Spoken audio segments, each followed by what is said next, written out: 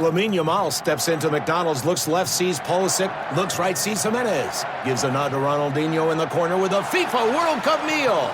Ronaldinho sees Son in the booth. Son finds Beckham going for extra Big Mac sauce. He's got Davies at the table just behind him. Davies going for his collectible cup. Oh no! A steal by Henry, who pulls his own collectible cup. Collect one of 9 legendary cups with a FIFA World Cup meal. At participating McDonald's for a limited time while supplies last. All rights reserved. 2026 McDonald's at FIFA World Cup 2026. They say you can tell a lot about a person by the contents of their freezer. So, what does a bottle of Jägermeister say? It says you have standards, you don't cut corners, and you like your Jägermeister shots the way they're meant to be enjoyed, ice cold. As for the frozen taquitos and mystery leftovers, we'll keep that between us. Drink it cold, or don't drink it at all. Jägermeister. Damn, that's cold. Drink responsibly. Jägermeister liqueur, 35% alcohol by volume. Imported by Mast Jägermeister, U.S. White Plains, New York. Freaking mocking through the brush, like tripping my ass over bushes and running down the mountain, dude. And I get close to him and he's like, bull down, bull down, bull down. I said, no, it's not possible. It's not possible. He's like, bull down, and just bam, we hug. Howdy, folks, and welcome to the Hunting Stories Podcast. I'm your host, Michael, and we got another great episode for you today. Today, we're actually connecting with Caleb Hobbs. Caleb is a friend of a friend, met about a year ago, and man, he is a killer, and he has a great story for us today. It hits all the elements of camaraderie, shitty pack out, great hunt, craziness in the woods, everything you'd ever want for. So I want to say, first off, thank you, Caleb, for coming on. If you guys don't already know about Ursai gear, check him out. Or if you're in the northern Colorado area, check out his archery shop. Links to everything are in the show notes. Let's just go ahead and kick this thing off, guys. Thank you so much for tuning in. Now let's let Caleb tell you some of his stories. All right, Caleb. Welcome to the Hunting Stories Podcast, brother. How are you, man? Good. It's good to be on, man. I think this has been a long time coming. Yeah, brother. We were introduced just over a year ago, I think, at the what was it? Yep. The Full Draw Film Festival up in Loveland, like the opening night for that two festivals ago. And man, you're a busy guy. I mean, I am too, but it was hard to nail something down. Well, real life gets in the way. That probably relatable to a lot of hunters, anyways. Real life gets in the way of hunting. Dude, I'm with you. In that last year, I got laid off, had a child, got a new job, and now I'm a traveling man. And I'm like, I think I've been on 17 flights so far this year. So it's been crazy. So I've been busy, and I've been trying to keep up with the podcast. And so that's why I appreciate when I was reaching out to you. You were like, yeah, man, let's do it. I'm going to give you a big window, and here we are. So let's do this. People don't want to hear about my life. They want to hear about you, man, and your hunting stories. So why don't we start? Give yourself a quick introduction or a long introduction, and let people know who they're hearing some stories from. Yeah, my name's Caleb Hobbs. Like you were saying, we bumped into each other at the Full Draw Film Tour.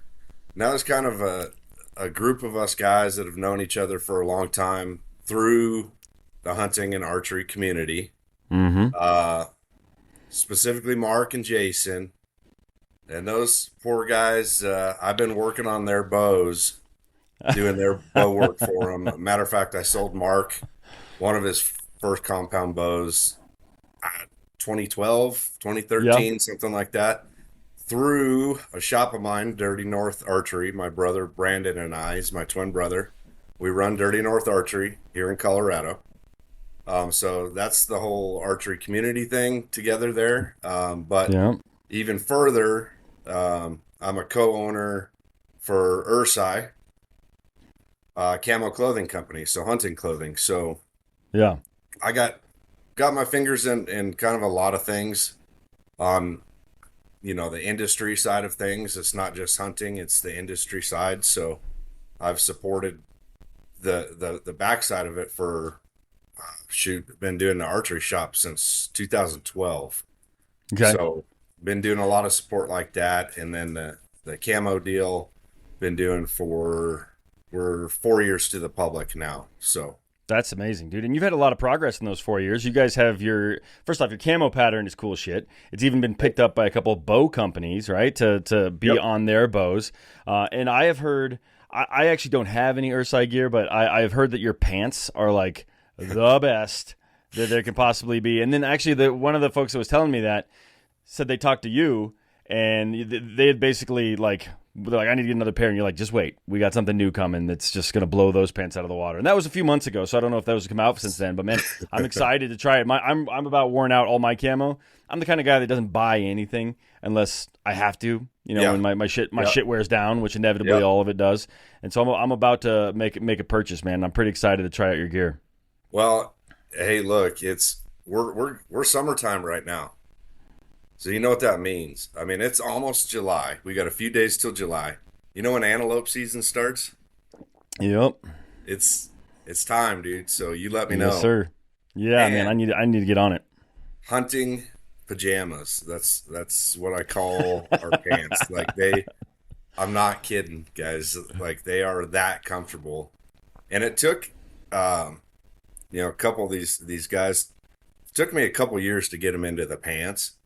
And this is for all consumers. It's not like the hunting community. We're pretty picky. We got our noses turned up, Yep. And it has to be this. It has to be that. It has to be this name brand or whatever. And it's pretty easy for a guy to buy a shirt and go, oh man, I'll wear a shirt out in the woods, or I'll try a shirt. I'll wear it around town. No big deal. It's like a no penalty type of purchase, right? And then you go into like pants. That can be a big penalty purchase, especially if you're spending 7, 8, 10 days in the woods in the same pair of pants.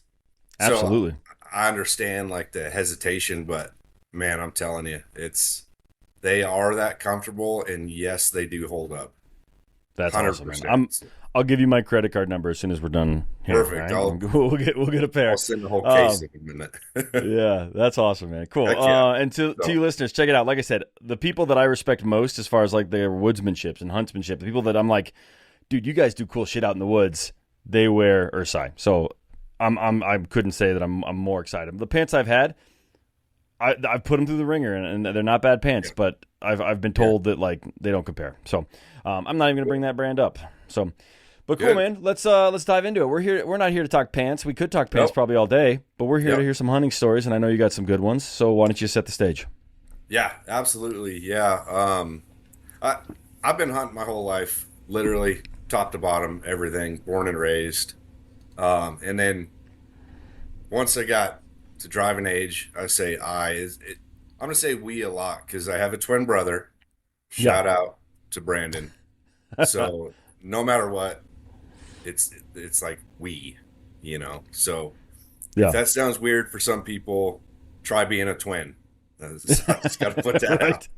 Anyways, so been doing the deal, and once we were able to drive, it was just on like Donkey Kong, and of course the big thing, living in Colorado, is public land elk hunting. Yep. That's the crown jewel. Like, even guys that grew up doing that hardcore elk hunter, they're still going to say that's the best hunting. Even if it's not your dream hunt, travel the world, do this, do that. I've traveled the world. I've done some cool hunts, man. And still, like, elk hunting is like, it's special. You're not going to find anything like it. You're not going to, especially on a good year. It's also the worst hunting I've ever had in my life. Some of the most frustrating days ever. Yeah. Last year, we could tell a story about that, but it'd just be the biggest disappointment to all listeners ever. Yeah. It's terrible. Here's the story about how I got pissed last year. Yeah, again. But when it's good, it's good. Not only that, when elk hunting is good, it is amazing. Like, I mean, just amazing. You hit it just the right day. Not only that, the right minute. You just nail it right on the head. So that's what I'm going to get today. That's amazing. I've got a moment like that I've had. I'm a newer hunter. I don't know if Jason and Mark told you that. I've only been doing it for a handful of years, teaching myself, basically. But I went out with Jermaine Hodge. I'm sure you know Jermaine. Oh, yeah, sure. And, dude, he rolls in. I'm with Pat Luttrell the day before. We're having good days. We're getting on elk. It's fun. And then Jermaine shows up and goes, "You want to win? You put Hodge in."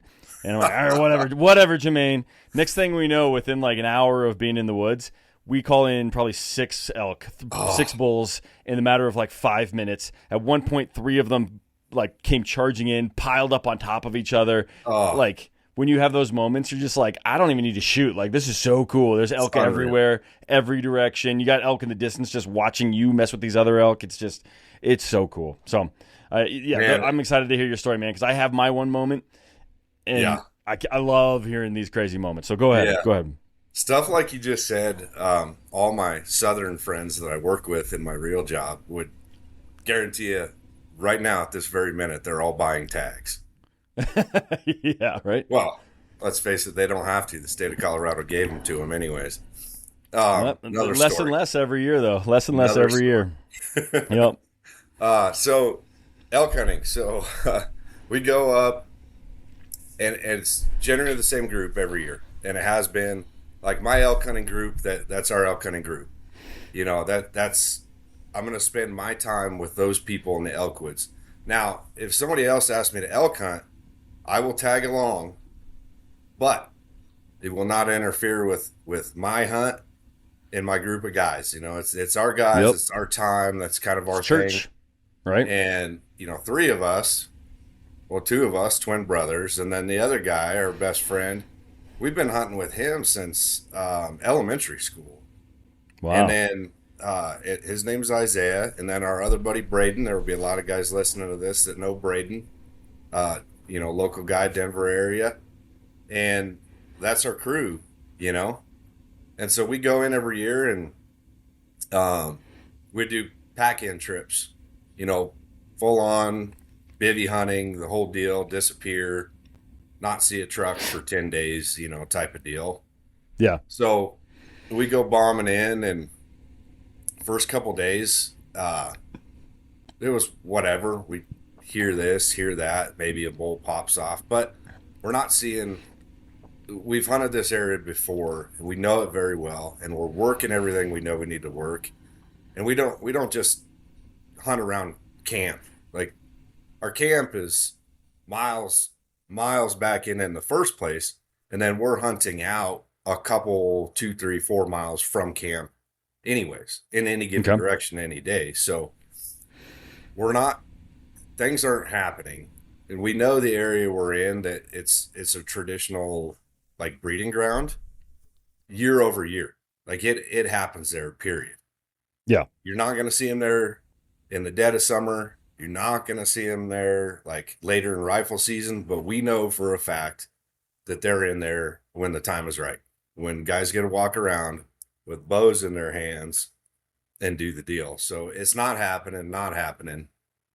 But you pound ground anyways, Yep. Beat feet. Yeah. You hike, you do the thing. You make emergent Tucky tea, which is our little thing in the teepee at night, which is phenomenal, by the way. If you guys need to pick me up, if you've been beat up in the woods for a while, you got to bring in your little flask of whiskey, of course. But if you do hot emergency packets, so you get your vitamin C and vitamins, pour a little something in there. You got what we like to call emergent Tucky tea. It's a little I love that, man. At night, man. I love that. That's awesome. Do the things like strip down to your skivvies and hop in a spring and wash up because you've been nasty for a few days and you're living out of a teepee, whatever. Mm-hmm. Doing the thing, and everything's going good.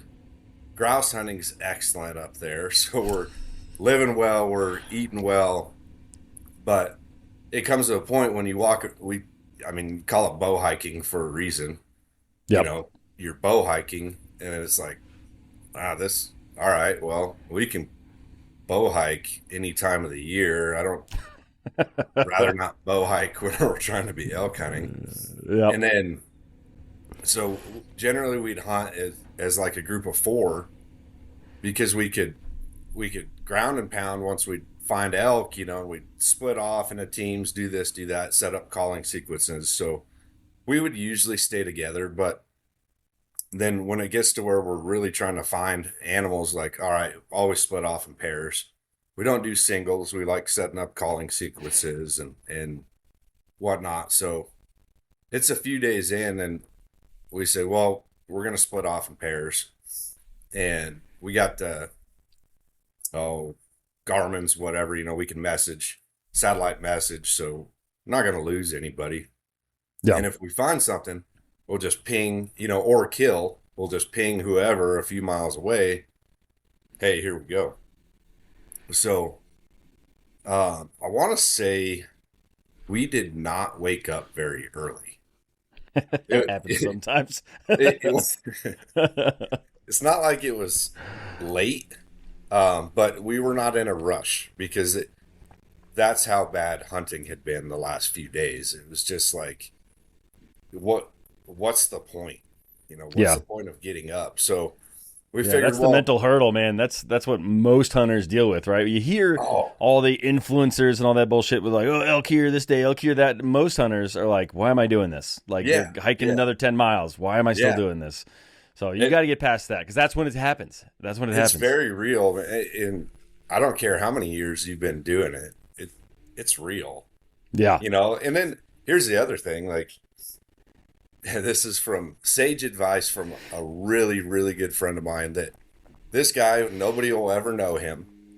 But he's killed more animals than the plague. And with no sights on his bow, still shooting fingers, traditional. He's shooting an old compound with no sights and fingers. That's then crazy. He's got his recurve. And this dude, so we talk hunting all the time, and he says, this is great advice. So this will be for anybody. Caleb, why do you guys pack in so far? And I go through my spiel. Here, and the terrain, and these people hunting here, and these people. And he says, Caleb, why are you walking past elk to find elk? Yeah. Okay. Ding. So we're Yep. So, and he's right. So we're packed in. We realize we're in the middle of elk country. Okay, well, if you're starting in the middle of elk country, do you have to like wake up at 3 a.m. and hike 4 hours away? Yep. No, not necessarily. Sometimes if you blew everything out of where you're hunting, sure, if you screwed up bad. But if you work it right, you don't know. You don't know when a herd's going to literally run through camp. I mean, we've had it, that same spot, that teepee, like we're there at night and there is a herd, cows just going off. You can hear bulls just pushing things around past the teepee. Okay, no way. So why hike out like a mile or two? Use what you have, Yeah. Unless you see the writing couple on the 100 wall. yards, get started, right? Yeah. So we split off and have a nice little breakfast, get some coffee, get a little go-go juice. And Isaiah and Brandon, they headed south. Place we call the hole where the dinosaur lived. And it is the biggest public land bull we've ever seen. Like, they went that direction. And Braden and I, we're just going to bump north, literally over the hill from camp. I'm talking not like over a mountain, just over the hill from camp. That's how close we're going. Screw it. Yeah. We're not. We put in so many miles the last few days. We're gonna chill. My little cats are terrorizing things here. That's all right. Devils. So we bump over the hill. It's nice, beautiful. Birds are chirping. Everybody's happy. And we hike for 5 full minutes. That's it. From the teepee. 5 minutes. And bull cracks off. And we're not calling yet ourselves. Like, so we didn't initiate anything. At this point, we're just starting. We're just looking for sign. We're listening. We're doing a thing. We're not aggressive at all yet, Yeah. Which I know we you do. started a little late, but is the sun up or is it still dark? No, sun's up. Okay. Sun is up. So anybody who's done a lot of the elk thing also know that, in the mornings when they're starting to get a little late, bulls are going to start rounding up their girls, and they'll take them, especially September, early September, when the weather's still getting hot. They're going to take them, and they're going to take them to their bedding area for the day, whatever. Like you can catch them early mornings doing elk things and whatever, but there's a fine line where in the morning where you're actually working elk or you're chasing elk, following elk. And the bull decides that with his herd. You don't get to decide that on your own. Yeah. So at this point where we pop over the hill and we hear, bam, there's a bull. And man, he's close. Like, how did we not hear these bulls literally while we're eating breakfast? They were that close. So I just said, I gave it away, these bulls. And then boom, we hear a second bull. Like, man, that thing's close too. And they start popping, just boom, boom, boom. I mean, back and forth. We're doing nothing. We're not calling. We're not doing the whole branch breaking thing. They're doing their thing very naturally, and we literally walk into it. So we hear a third bull pop off. So now we know it's like, all right, we clearly can identify the instigator, and we can identify everyone else kind of floating around, and the picture starts coming clear. And we're like, there's no way we're literally walking straight into like full on what some people call a rut fest. You know, it's happening right over the hill from the teepee. So That's so awesome. we just was like, what are we going to do? Well, we're just going to bump in. We're going to work in. We know the dynamics. At this point in our hunting careers, the group of 4 of us, year over year, we're carrying a 50% average. So we're pulling 2 bulls per season for like a solid 10 years in a row out of 4 guys. So solid. That is real solid. Called in a lot of bulls. We've worked in on a lot of bulls. Absolutely not pros at all. Jermaine would laugh at my calling. However, the nice thing is animals are like people. There's a million different types out there, so it takes all kinds, right? Also, Jermaine would laugh at Pat's calling, and Pat has also won the world championships of elk. So it doesn't matter who you are, Jermaine's going to make fun of your calls. That's right. That's right. Yeah, my call could be hilarious, but when that bull hits the ground, it doesn't matter, right? Exactly. So we just work in. We're just going to be quiet. We're going to stay quiet, and we're starting to pick out where members of the herd are. We have excellent wind. It's not late enough in the day where thermals are doing the swap. So it's just golden. There's a tiny little breeze, little to nothing, and it's perfect. And we can just slink on in over this hill and work on in, and we're getting close to the dynamic of the herd. And bulls are just cranking off all around us. It's like, wow, dream come true. So especially that close to camp. Sure, man, we all love the idea of hiking 10 miles a day, but if I can kill something 500 yards from camp, I'd do that every time. Yeah. Another story for another time. I shot a bull out of camp while we were eating breakfast, that same camp. That's crazy. It literally walked by while we were eating breakfast. But anyways, that's for a different time. I say camp. People are like, out of camp. Dude, we're like 6 miles in the backcountry with TP. Yeah. Anyways, so we work on in, and I'll say at this time of my life, like we had put a huge amount of pressure on ourselves and I know a lot of guys probably do this, for harvesting. Let me say that again. Yeah. Like we were doing, a lot of pro staff stuff at the time and working with a lot of different people, and everybody expects us. Oh, they're going to tag out. They're going to tag out. Let us know what you kill when you get back, send pictures, da-da-da-da-da. All right, cool. And like, I know personally, huge amount of pressure. My brother and I talk about this all the time. It is we let it affect how our hunts go, which should never happen. Yeah. Like, that shouldn't happen. Yeah. And so it was just this odd time where the industry was booming, and for some reason we're just like, we have to kill. You have to make it happen. Stressing out about it, So then we're given this perfect situation. Yeah, takes it out of being that like passionate thing that you've done your entire life to like a job, and that's not fun.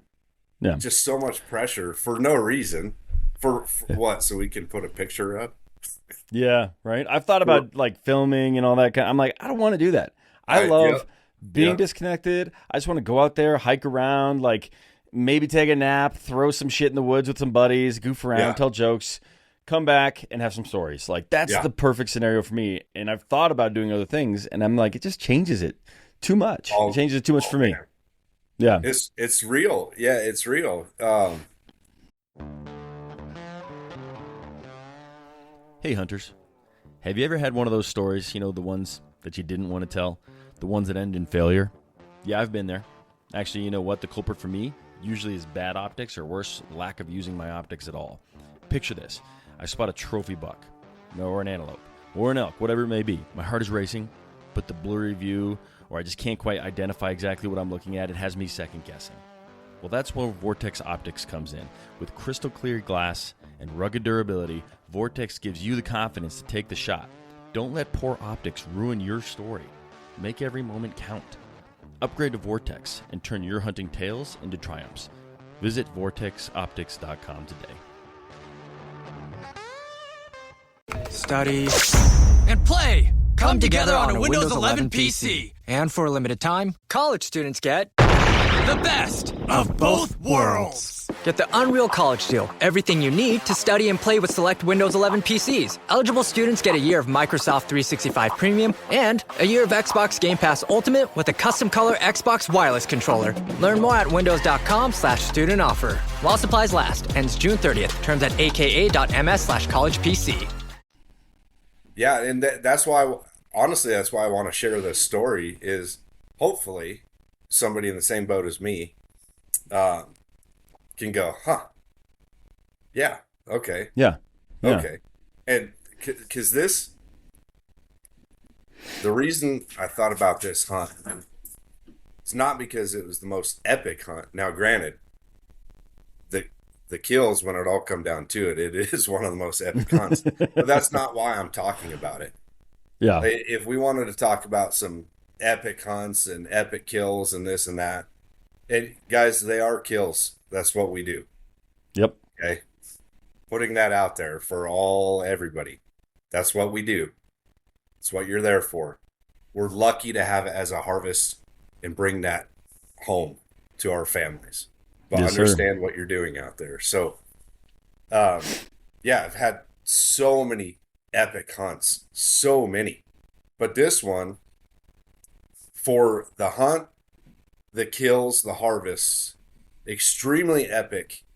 But this one's for the lesson learned. And it's yes, it has to do with hunting, but no, it doesn't have to do with hunting. So Brayden and I work in, and we are now, by proximity of like vocals of the herd, we've got to be sub 100. Okay.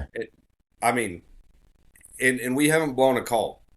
We just nice, easy. We work our way in.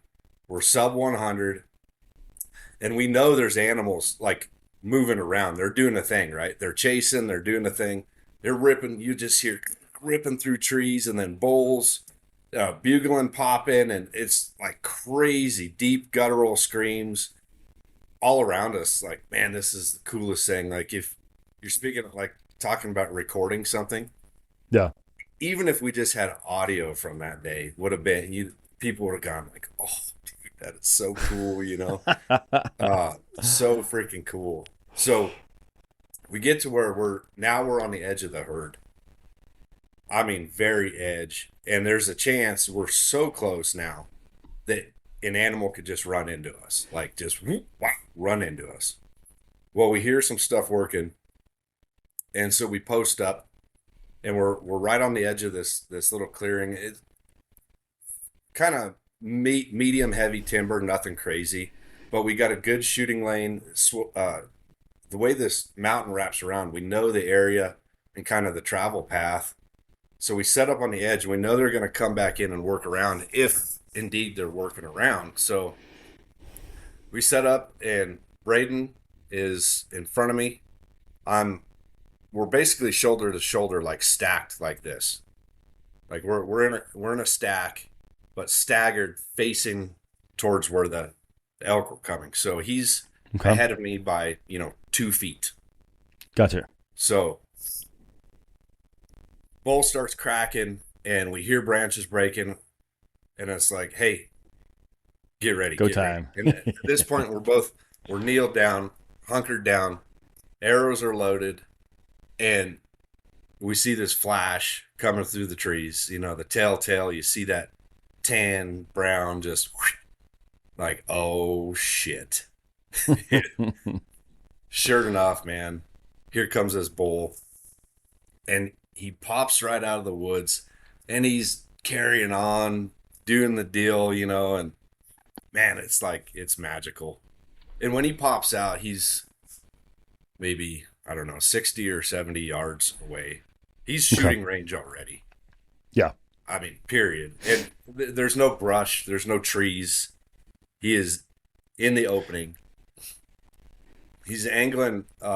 He's quartered slightly towards.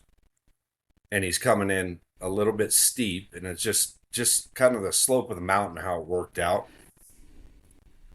So, again, here's the important thing. Braden's in the front, and I'm staggered back. All right, cool. Well, the bull is walking.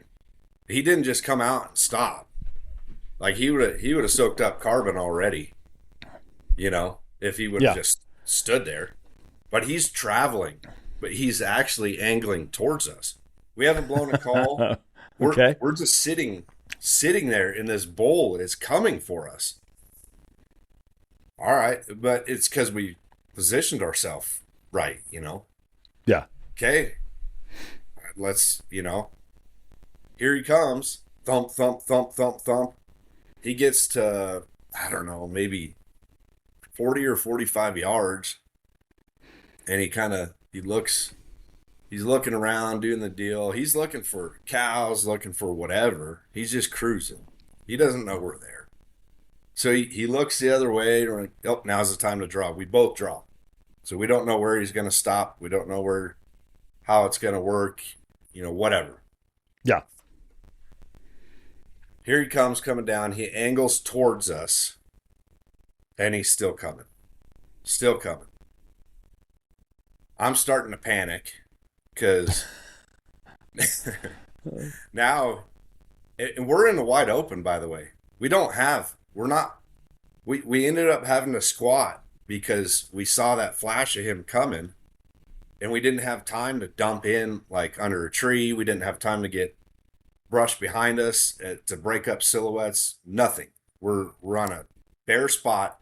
There's some trees like a ways back, but we're not concealed at all. It's funny though, if they know nothing, sometimes that works. I was in Hawaii and I called in an axis deer to like 6 yards, and I'm on a rocky hillside with nothing to cover me, and I'm just like, and I only had one buck tag. I already killed my buck, but I called in right in, and I was like, this is awesome. And axis are ninjas too. Yeah, dude, I called him right in. Yeah, I hunted axis over there. Those things are ninjas, man. That's impressive. That's badass hunt.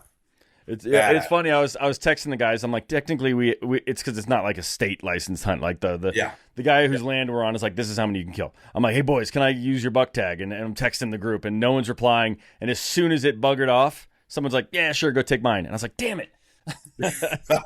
He wasn't a giant buck, but I had him dead to rights. I mean, I could have wrestled the buck down. So, but I'm interrupting, man. Keep going. No, that's a beautiful thing, man. That Axis, that's a special animal for sure. It is. It is. I see the guy over my shoulder there. Yeah. Yeah. Super, super cool, man. So it gets 30 yards, and my brain is full panic mode at this time. Not because I think something bad is going to happen, obviously. Like, we're in the middle of an epic hunt. Dude, this is cool. Yeah. It's great. It's perfect. But because he's literally walking straight towards us, and we have no cover. And there's two of us. It's not just one of us. There's two blobs on the mountain at full draw, and he's angles towards us, and he's coming. And you know when, like, he's looking down the path he's coming. He's clearly looking our direction. Well, at the time, I'm thinking, well, it's because he sees us. Well, no, man. You always think that, but you need to be aware of those kind of things as a hunter. You know, you can't just glaze it over. Yep. For sure he sees us. For sure he's looking at us, I'm thinking. You know? And he ends up like stopping, parking it at like 27 so yards, something like that.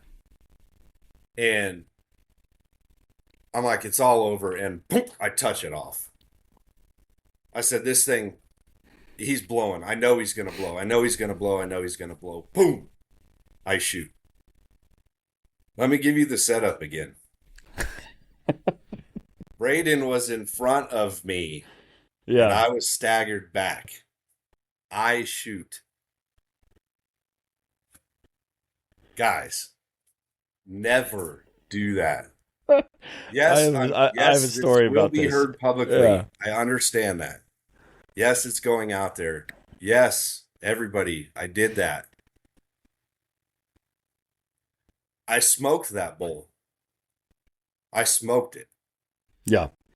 And that was the worst feeling kill I've ever had. How close was it to your buddy? Like, how close did that arrow get to him? I didn't shoot past his head. We were like staggered, and the bull was still angled up. So I didn't put an arrow past his head. But what had happened was, when you're hunting with somebody and you guys decide who's first shot or whose turn it is, or if you set up in a certain way, guys, that person is first. Yeah. Period. Period. He had a clear shot. I panicked and thought the bull was going to leave, and I thought we were going to miss the opportunity. And I didn't want to lose the opportunity of a bull that we had standing at our feet. So I took the shot. Yeah. I had a clear path. There was no problem with shooting past him or anything like that. We weren't that far apart. We were damn near next to each other, staggered. Yeah. My buddy and I had mule deer tags one time, and we're walking down, again, a hillside with nothing on it, and we come up on a doe, and we're novice hunters. We're like, hell yeah, doe, let's do it. And it boogers. But as soon as it boogers, another one starts coming in, and it just, like this, walks right into us to the point that it gets behind this one bush. And so I pull back, and I, again, knew my peep sight was turned. Oh. Not 90 degrees. So when I pull up my bow, I can't see the deer, let alone any of the vitals. So I'm like, I can't see anything. My peep sight's effed. So I put the bow down, and I'm like, I don't know what to do here. And I'm just standing there. My buddy is now directly behind me. So like, I'm in between the deer. And he's like, all right, don't move. I'm going to use you as cover as I draw. And I was just like, no, you're not. I said, no, you're not. like, what are you going to do here? Do you use me as like a blind right now? I was like, no, we're going to let this doe go. Because he was thinking he's going to shoot over my shoulder. And I'm like, nope, we're not shooting over my shoulder with anything. You're not drawn with me as your cover. Like, no, thank you. We'll let this doe go. So I've had a somewhat similar situation. It wasn't necessarily him or my shot, but it was just like, nope. Like, if you say you're doing that, I'm going to spook this deer right the hell out of here. Because I don't want anything to do with that, man. Yeah. So, so that kind of stuff has to be established, right? Yeah. Well, for Braden and I, it had been established for years. We didn't have to talk about it. Yeah. Braden's one of my best friends, man. The dude's solid as a rock. Like, I was so caught up with having to kill like it weighed on me. Like I would lose sleep, at night over this kind of stuff. Silly. Yeah. It's my biggest passion in life, and I'm worried about it. Come on, Yep. man. Yep. It's So a good way to take the fun out of it. wham! I mean, I dumped that thing. It was a frontal. I've killed multiple bulls frontals. I'm very confident in it, and it was full on heart shot frontal. I mean, that bull spun. He went back in that little group of trees. We heard him go down within a second. I mean, Yeah. done. We knew it was done. And at first, I shoot, do the deal. We hear it, and we're kind of doing the hunter thing. Okay, listen. Oh, he's down. And then reality sinks in. So we got a bull down. We know it. We didn't go put hands on it. But this is unfolding in a matter of seconds. No words are being said. And we're just sitting there. And he turns and he is like, what the fuck was that? And he is angry. Yeah. Which he had every right to be. I did a terrible thing. I did a terrible thing that I should not have done. He was teed up. He was sighted on the bull. He was ready to go. It was his shot. Period. No matter what. And he is angry. And here we go. Start arguing on the mountain. We're yelling at each other on the mountain. And I said, at first I was like, man, he was going to spook. He'd stop. He's like, Caleb, the bull had no idea we were there. He was stopping just to stop. He's like, that bull was going to walk broadside right in front of us at 10 yards. Hindsight, Braden was right. Yeah. That bull had no idea we were there. He was How long before, obviously in the moment you're like, no, I had to do what I had to do. But now obviously you're like, hey, I screwed up. I get that. How long before you like had the hindsight to go, okay, I did screw up? It was pretty quick. Okay. It was pretty quick. I'd realized like he only had to tell me once, and I'd been analyzing it the whole time anyways. The whole time that bull was coming in. Like, even though it happened over a matter of seconds, it felt like it was an eternity, And you're constantly analyzing, doing the thing. Okay. And he just, I just took it. What am I going to, like, I took it, and I felt that big, and I felt like I didn't deserve what just happened. I didn't. Like, it was terrible. It was terrible. And we both just sat there. Didn't even go over to look at that bull. We just sat there. Yeah. And a number of minutes goes by. We're not talking to each other. We're best friends, keep in mind. We're not talking to each other. Which is also normally a moment filled with hugs and like high fives. Dude, and just like it's so fired up. It's like we've the given high each of other highs. Yeah, so that's many tough. bro hugs, It's like, and I'm confident enough as a man to say that. It's all good, dude. Dude, I'm a hugger. I'll hug when somebody Bring it misses. in. I'm like, you need a hug, man? Come on. Yeah. So, as we're sitting there, when the smoke clears, we're realizing that the herd has not shut up. There's bulls cranking. They move kind of down the mountain a little bit, but we know there's at least two more bulls screaming their faces off, and there is hot cows in the herd, and they're still doing the thing. I like where this is going. There with our thumbs up our asses, Yeah. with a dead bull that we refuse to go over and look at, and I'm just sitting there going, "I'm sorry, man. I'm sorry. Doing the deal." And this right here, like, this is why Braden is so badass. He gets up, he stands up, he grabs his bow. He says, "You know what, man? It's all good. Let's go kill another bull." Hell yeah. And I was like, I love that. I love it's that. like, bro, dude. Yeah. Like, The let's herd's- just make sure it's bigger than mine. Let's go. The herd's cracking still. We're minutes past me loosing that arrow, you know. Herd is just going off. And he says, we have a chance. Let's make this happen. I said, all right. I said, okay. They're still talking. So him and I made a plan. It's like, I said, I'll stay back. We know my bull's dead. For sure. There is no doubt that my bull is dead. It's like, we don't have to go walking up to your bull right now. He said, I'm going to go. I'll get close to the herd because they've probably moved a few hundred yards down the hill now. And he said, I'll get close. And I said, dude, don't just try and ninja in there. I said, they know they're missing a bull. So at least satellites, you know, whatever. They know the dynamic has changed. Yeah. So previously, there was this bull that I just shot. I said, I'll stay back. I'm going to stay back anywhere from 100 to 200 yards, depending on terrain. And I said, I'm going to give him a show.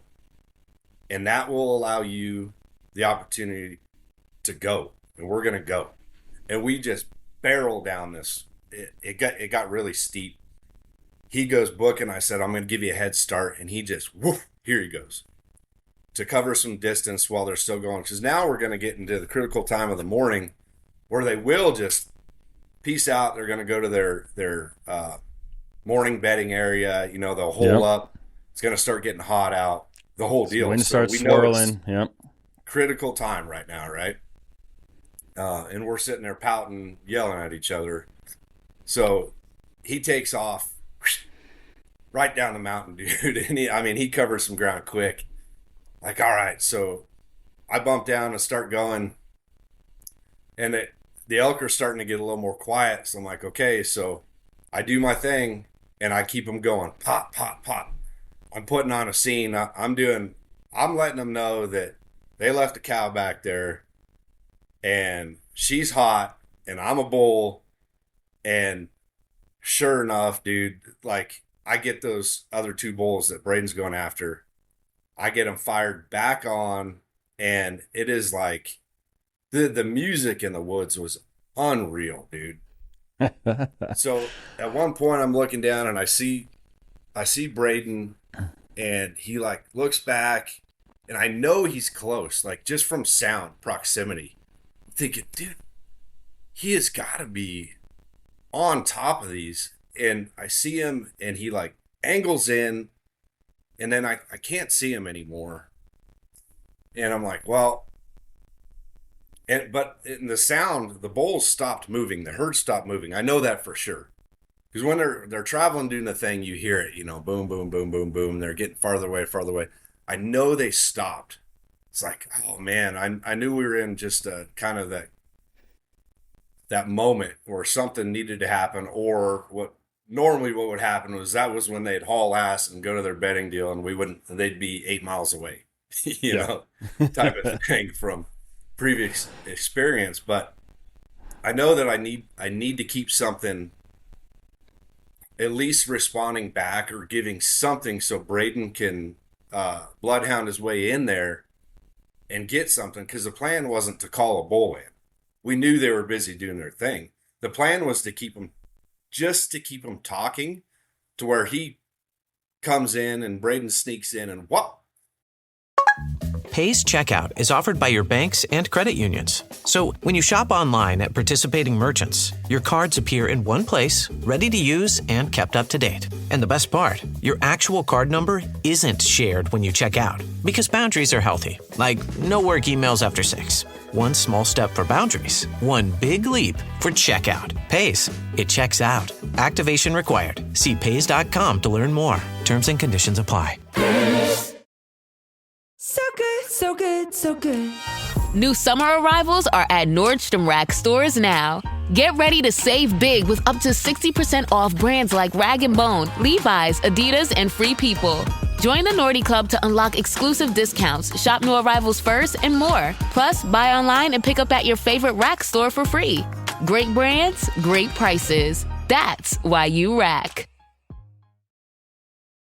Comcast is delivering extraordinary experiences in live sports. Through the incredible broadcast and storytelling from NBC, innovative and personalized viewing features on Xfinity and Peacock, and the country's most reliable Wi-Fi, viewers can enjoy every game-changing play faster and more seamlessly than ever. All on a network built to deliver unforgettable moments as close to live as possible. The ultimate experience for the American sports fan. Learn more at ComcastCorporation.com/sports. You know, they're looking 100, 200 yards away for me. They're not looking 50 yards away for him. So he loops in, and I'm hearing this exchange, and boom, boom, boom, and then dead silence. Dead silence. Nothing is happening. Like, if it was nighttime, crickets would have been chirping, man. It was disgusting. And I'm thinking, no. Man, I just can't. I know that they just boogied. I know that they boogied. I know Braden was close. I know that maybe they caught him or something and hauled ass, seen him coming in. And I'll blow another call, you know, whatever. And then I look down and I'm 200 yards out, and Braden just blasts out of the brush, and I'm going, what? Oh man! What?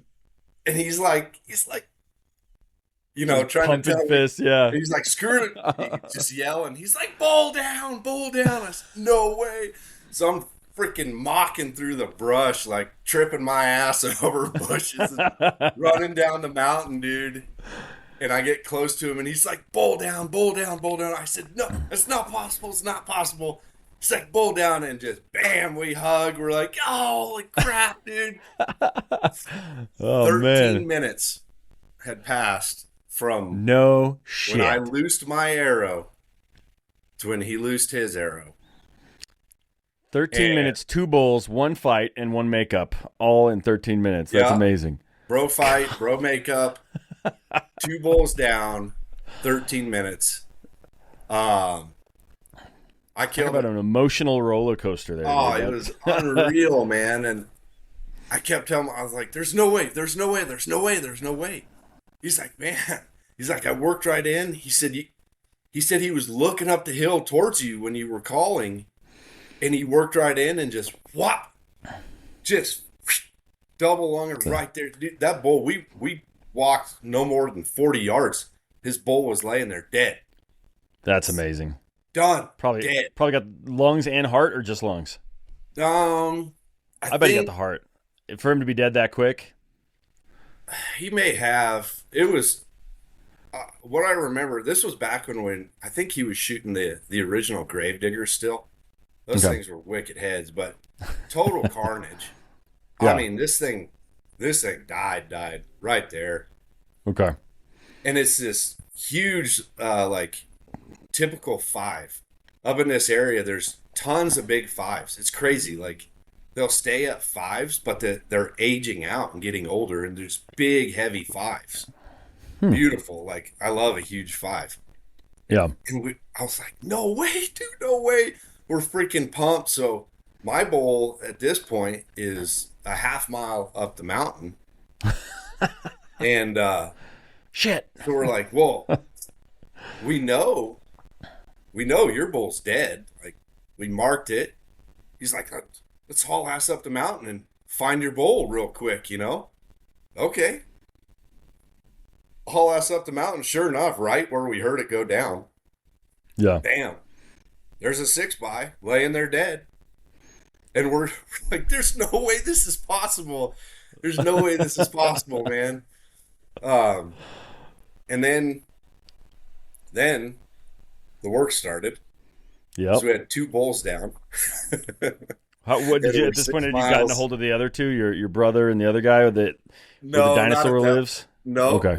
We so it's kind of funny. We're like, we're not gonna tell them. You know, they'll find out later.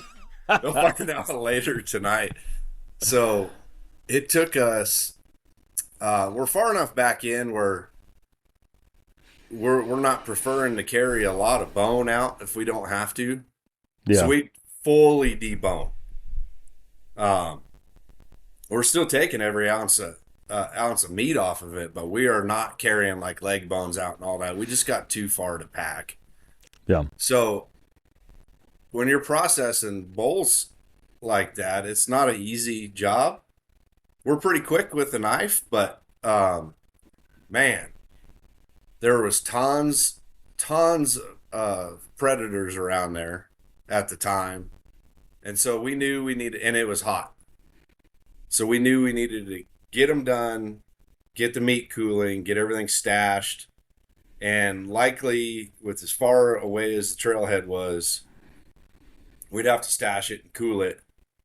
Because after processing two bowls with only two of us, either it'd be, midnight type of meat hauling or next morning. So yeah. It was 13 hours after I shot that first arrow. Both bulls were fully processed, fully deboned, bagged. We had built a full meat cache. We actually laid out all the meat. We found one single tiny little patch of snow under this group of trees that I don't know how existed there by itself somehow. Yeah. We laid everything out. So we had to hike his bowl to our meat cache was almost a mile. So we had to go take all the meat back up the mountain over to position ourselves for the haul to the coolers at the truck.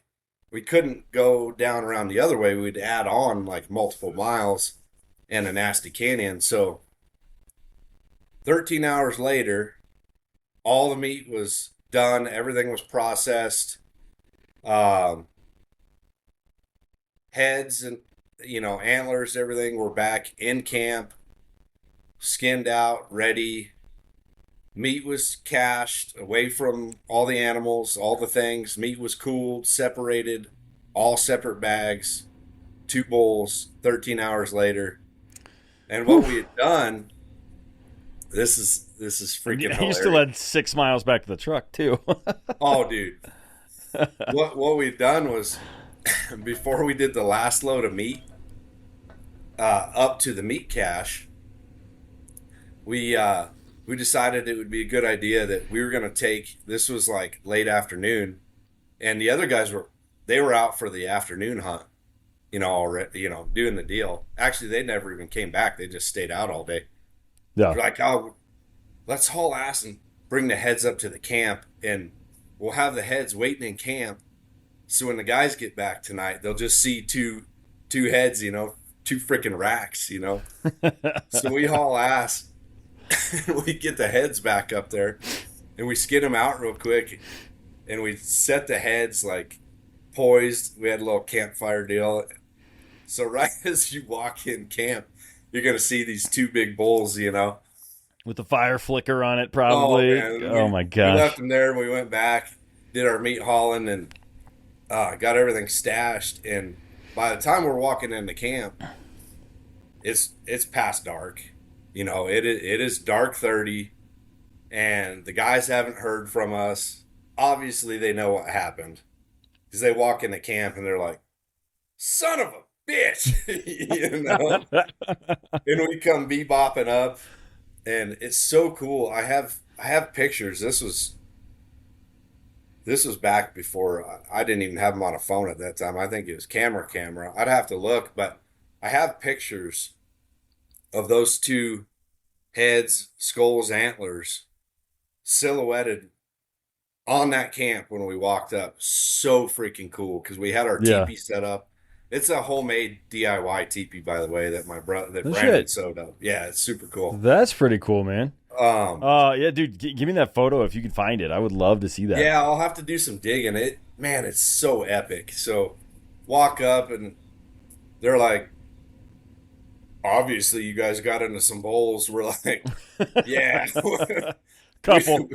We got into some bowls. We're like, you guys suck, man. We hate you. How do how are there 2 dead bulls, you know?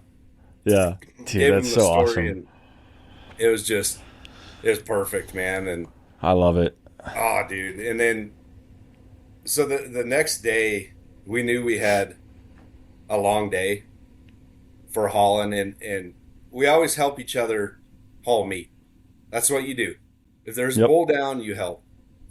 And so we're planning the day, and they're like, hey, we'll help you haul. We can get it all in one load. You know, we'll each, so we had 4 halves, right? There's 4 guys.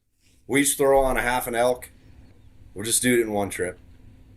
And Braden and I said, no. You guys need to hunt. It's on right now. You guys got to go out, get back on these elk, and do the deal. We'll haul all the meat. You're like, all right. You know, you don't have to tell us twice. It's like, we're stallions, and we're freaking huge. We're going to haul all this meat ourselves. No problem. They said, okay, screw you. Like, you don't have to tell us twice. Nobody likes hauling meat anyways. So Braden and I, in our infinite wisdom and being a younger man at the time, we're going to do 2 loads, and we'll do half per load. So we're carrying half an elk each load. Yeah. Now, the nice thing was it's almost 100% downhill to the truck. Like, we hiked a long hike in, uphill, and then traversing.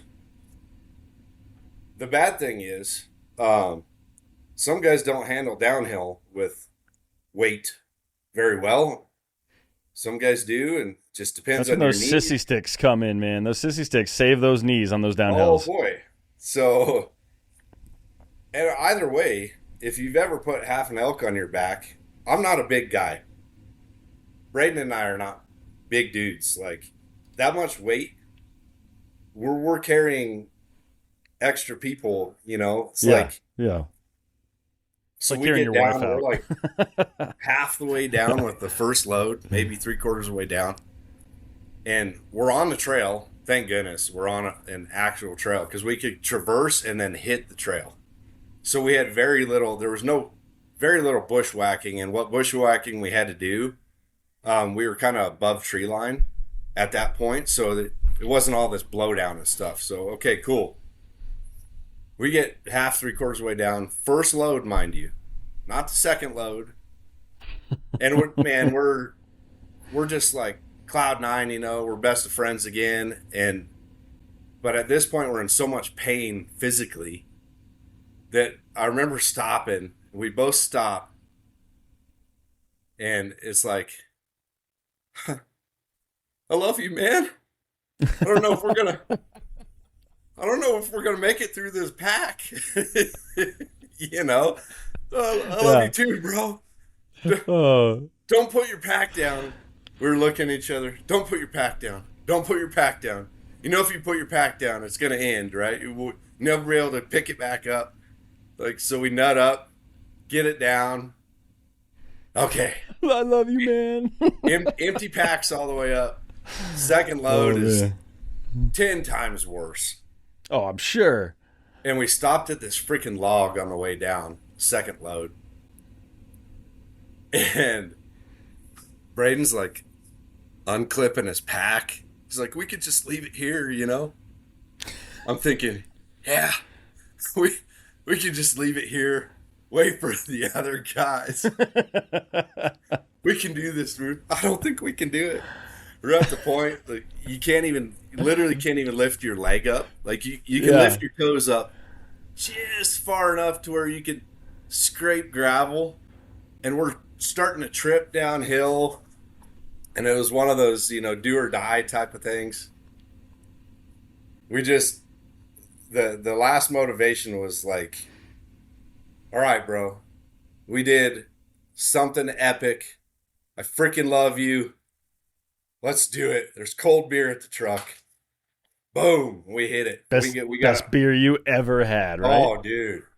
We got it all down in 2 loads, 2 of us. That's crazy. And, yeah, man, it's just one to never forget for so many reasons. So Dude, many that's a great freaking story. reasons.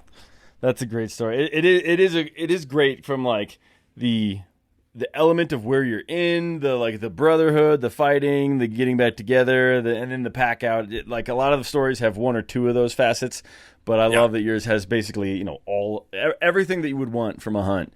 You know what else I love is like I was thinking, what other thing do people do that they will remember the details of something that happened years ago, like a good hunting story, man? You remember, I bet if I asked in the middle, like when that elk, when you shot, when you shouldn't have, I bet you could have told me what direction the wind was blowing and if you could feel it on your neck and shit like that. So that's what I love about hunting stories. It's they mean so much and none of the details fade.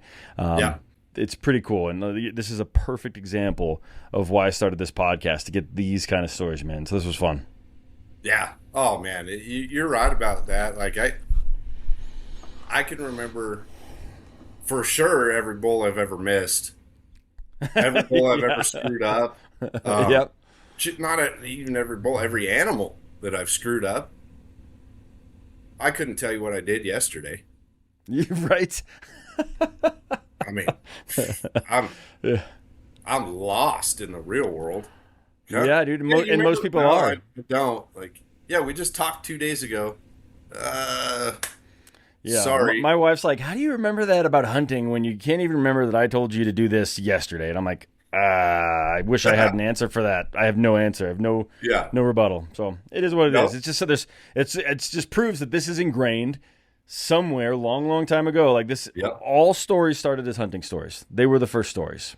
Yep. And man, I think they're important. So, well, Caleb, I don't want to take up too much of your Saturday here, man. This was awesome, but I want to guarantee that I get you back on because, like, in our little pre-chat, dude, you told me like 4 or 5 more that I want to hear.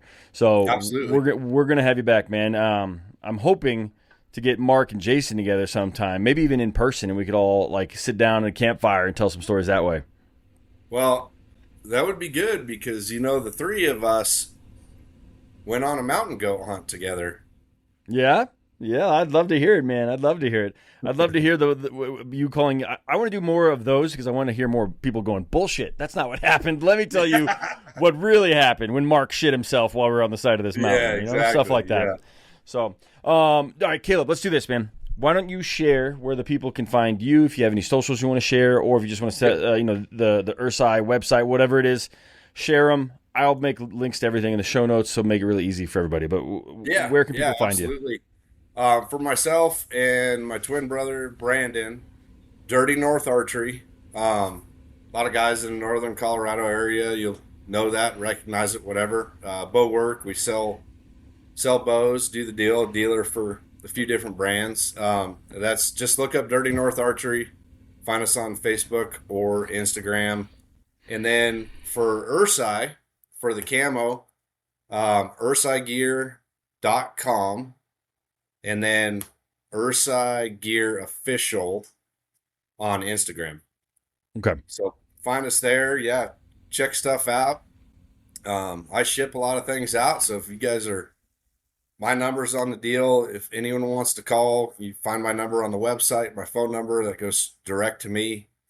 Hit me up. I'm all for it. So get yourself your hunting pajama pants. I love it, man. That's it. Well, Caleb, thank you, brother. I really do appreciate it. This was a ton of fun. That was a great story. So thank you. Thanks for having me on, man. And again, it was all this juggling. I'm surprised we made it happen finally. That's right. And you did such a phenomenal job. It'll probably be easier scheduling the next time because I'll be more motivated. But this was fun. Thanks again, awesome. Man. Perfect, man. Thank you for having me. Of course. Awesome, man. That was all.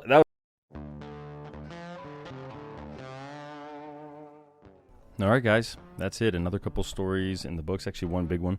Again, I want to thank Caleb for coming on the podcast. It was a pleasure to hear his story. I guarantee we will have him back. Like I said on the episode when we were kind of bouncing some ideas around beforehand, he mentioned a couple great stories, and I want to hear them. So who knows? Maybe I'll hear him alone in the woods, or maybe we'll actually sit down and record. But thank you, Caleb, for coming on. For you listeners, thank you guys so much for tuning in. As always, I really do appreciate you. If you got stories you want to share or, give me any feedback, just shoot me a message, shoot me a DM. Instagram's probably best, but also comments on like Spotify work pretty well.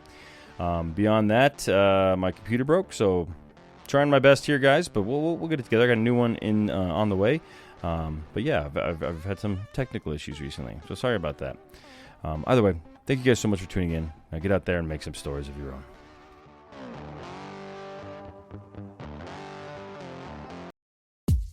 This episode is brought to you by Google Chrome. You think you know a browser, but Gemini and Chrome? That's new. It can help you with practically anything on the web, like restoring a vintage motorcycle from a 50-page restoration blog, or finally break down that long article you've had open for weeks. Gemini and Chrome is here for it. Ready to make anything online make sense? There's no place like Chrome. Check responses, setup required, compatibility and availability varies, 18+. Uncovered windows can make your home feel up to 20 degrees hotter. Stay cool and save up to 45% off custom window treatments during the 4th of July VIP access sale at Blinds.com. From outdoor shades to room darkening blinds, finding the perfect fit is easy. Get free samples, expert design help, and professional measure and install services. Or DIY it with confidence and support every step of the way. Shop up to 45% off site-wide right now during the 4th of July VIP access sale at Blinds.com. Athletic Brewing Company crafts award-winning non-alcoholic beers for those who want to be part of every round. With over 185 flavor awards, they're exceptional NA beers that fit your lifestyle and any social occasion. Summer's full of good times, and Athletic fits right in. Go to athleticbrewing.com to have brews delivered to your door, or find them at a bar, restaurant, or store near you. Near beer. Athletic Brewing Company. Fit for all times.